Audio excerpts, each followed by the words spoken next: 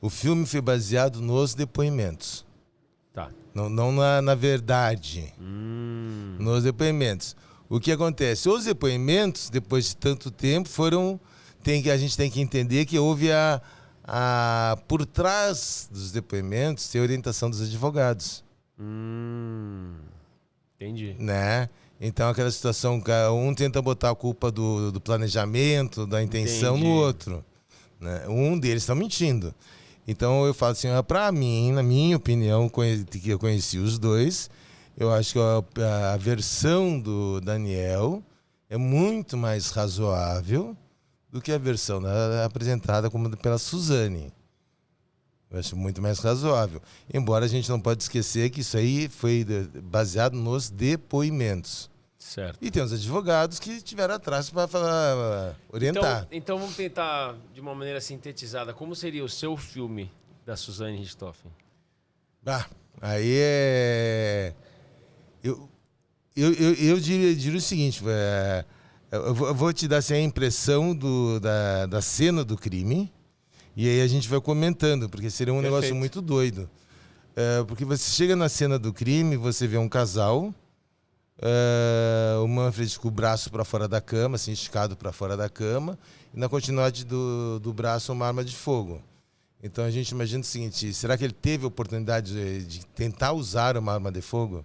Tá. Quem que era? Essa era a mulher ou a mãe ou o pai? O pai, o Manfred. Então o pai tava com o braço pra fora, segurando a arma. Quando você não, chegou lá... na direção, a arma tava no chão. Tá. Na direção da mão dele.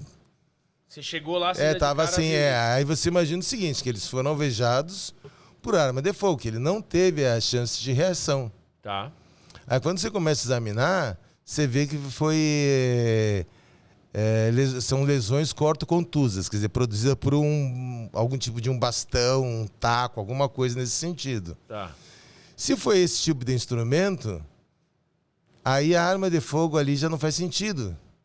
Porque se ele tivesse com uma arma de fogo e alguém chegasse com um taco, um bastão, ele conseguiria reagir. Pelo menos dar um disparo, né? Dar o disparo. E aí você tem o seguinte, aí você tem... E não tinha disparo, não teve disparo. Não teve. Aí você vê o seguinte, os dois abatidos da mesma forma. Então você tem pelo menos duas pessoas. Porque tem que ser simultâneo. Tem que ser simultâneo. Porque um não vai acordar e vai ficar assim, não, vou esperar a minha vez. Né? Então tem que ser uma coisa simultânea. Então você sabe que pelo menos dois. Pode ter uma terceira que não participou direto, mas pelo menos duas pessoas ali. Aí a forma como estava feito a simulação do latrocínio, tinha uma gaveta onde a Marisa tinha umas bijuterias muito sem vergonha, né? De plástico, de não sei o que, dos metalzinhos muito jogados espalhados no dormitório. Do nada. Ou seja, por que estava espalhado não, lá, mas né? foi tão assim, bem espalhado que dava para dizer o seguinte, o cara que jogou essas coisas no chão estava parado aqui, ele abriu a gaveta e foi... deu pra você ver. Dá pra ver que, entendi. Sabe? Então você pensa, isso aqui é uma simulação ridícula. Entendi. Né? O modus operandi, a forma de operação de um latrocida, ou de um ladrão é totalmente diferente. Aí você tem um fundo falso no closet. O fundo falso foi mexido, nada no closet foi mexido. Como assim? Porque no fundo falso era onde estava o dinheiro, as joias e a arma. Depois. Então, para achar esse fundo falso sem estar mexido em nada... Sim, a pessoa teria que saber que estava ali. Exatamente. Então você sabe que alguém é da casa. Certo. Sim. Quem é que pode ser da casa? O Andrés, a Suzane ou a empregada.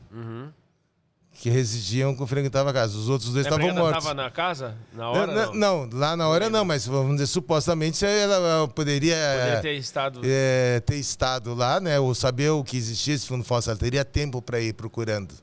Nesse sentido que eu falo. Aí se faz a investigação da empregada, não tem nada. Sobrou para o Andrés e para a Suzane. O Andrés tem um álibi. Ele estava na Lan House. Sobrou a Suzane. E a Suzane com quem? Com o Daniel. Duas pessoas, pelo menos, para bater os dois. Tudo indicava que...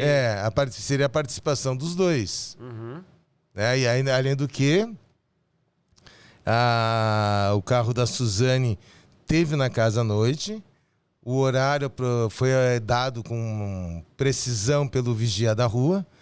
Que ele falou assim, olha, não sei qual é o horário, mas sei que estava no final do jogo do Timão. Vai ver o jogo, que olha o horário do final do jogo, pá. Você tem uma janela. Então aí você mata com uma boa precisão o horário que eles tiveram lá. Que eles falam que foram pegar dinheiro para ir no motel para comemorar o aniversário dela.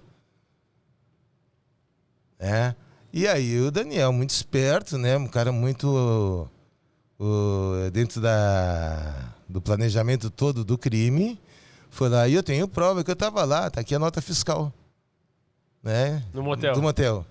Que todo mundo pega. Uhum. Não, lógico. Né? Lógico. Todo mundo, quem não pega nota fiscal no você motel, né? Você quer a sua via? Exatamente.